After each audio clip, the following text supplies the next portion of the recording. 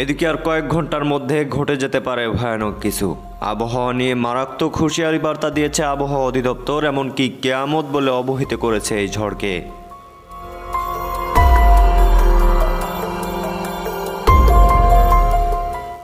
অন্যদিকে দেশের প্রায় সব জেলাতেই ভয়ানক কিছু ঘটবে বলে পূর্বাভাস দিয়েছে তারা। বাদ পড়বে না কোনো জেলা। বৃষ্টির পানিতে ভেসে যাওয়ার আশঙ্কা আবহাওয়াবিদদের।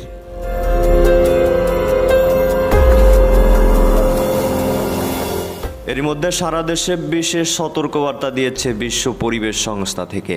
বেশি করে শুকনা খাবার, পরিষ্কার পানি নিয়ে নিরাপদ স্থানে আশ্রয় নিতে বিশেষভাবে অনুরোধ জানিয়েছে তারা। বলেছে ইতিহাসের সব থেকে ভয়ানক ঝড় বৃষ্টির মুখোমুখি হতে চলেছে বাংলাদেশ। যে কোনো সময় সারা দেশে আছড়ে পড়তে পারে এই সুপার সাইক্লোন।